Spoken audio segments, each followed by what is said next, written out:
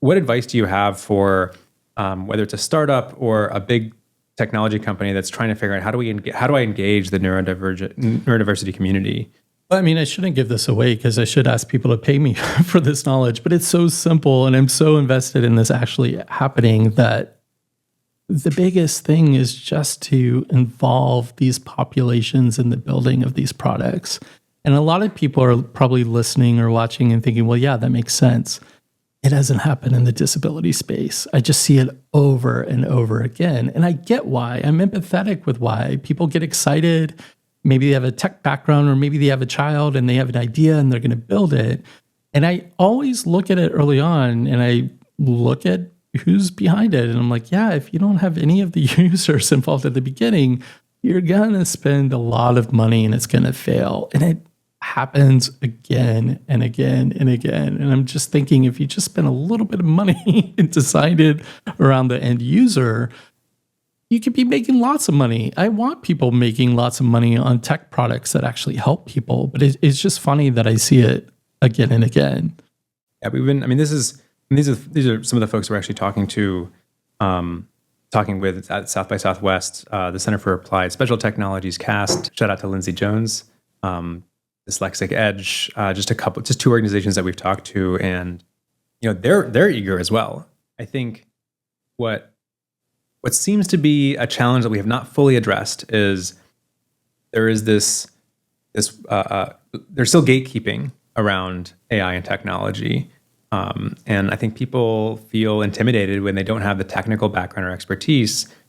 They don't feel like they belong. And I think sometimes if the conversation is too technical, if it's too esoteric, then people won't really understand like how they're supposed to participate. And so a lot of the work we have done has been really aimed at like, how do you sort of distill this complex topic into, when you talk about AI literacy, I think it's not just about like, how do you use the tool and how do you sort of build this knowledge, but also how do you build the confidence for people to identify where they sort of fit into this project that we have as society to really answer the question of like, not just should we be using AI, but how do we use it? How do we use it for the people that we're supposedly interested in helping?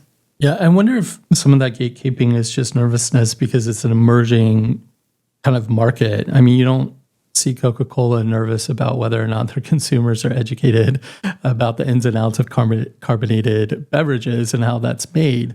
Not to say that not to equate AI with just a consumer product, but you want people educated enough that they can appreciate what's going on, because at that point, people start to identify their own needs. And, even in the neurodiversity space, I think of like, oh yeah, I wish I had a tool that did this, or I wish I had a tool that did that.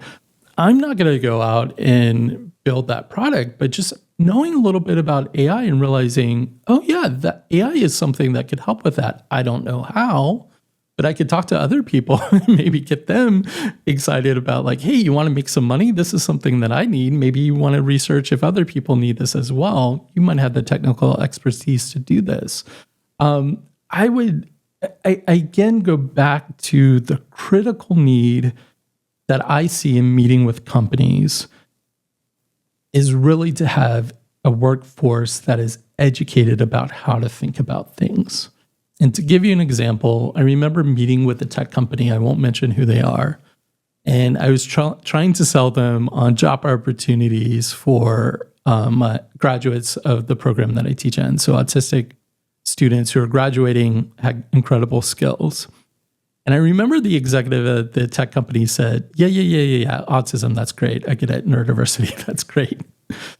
Can you teach what you're saying that you do with neurodivergent people to non-neurodivergent people? And I'm like, what do you mean? And she said, I just need employees who know how to be. I'm like, well, explain that to me. And she said, I'm getting brilliant graduates of colleges who are coming in, whether they're coders or other things, and they just don't know how to think about things in a critical way. And that was another aha moment in my life that I realized, oh yeah, we might have certain challenges because of our neurodifferences, but culturally, people are starting to culturally have challenges as well. So as I'm teaching my students how to think critically about things, I started to recognize, oh, well, we have that need as a society as well. So if we really want to be competitive, we need people to start looking at things in a critical eye that I realize, well, maybe we're not teaching that anymore. So part of the reason why I'm excited about AI is not necessarily to teach the technical skills, but you have this thing that is transforming our lives and will continue to transform our lives. And if we can get people to think critically about it, that just has all sorts of benefits. Yeah, this has actually been a mantra from CEOs for decades. If you ask them, like, what are the skills that you're looking for most? They don't say software engineering or, financial accounting. They'll say the ability to literally to have conversations, to work in teams, to collaborate. Absolutely. And it goes into one of the big things that I do with companies. Honestly, a lot of it is management training. Like I'll go in and help managers understand how to manage neurodivergent employees. But in the United States, we don't really teach managers how to manage anymore. It used to be that way. It used to be if you became a manager, you were then educated about how to manage these teams.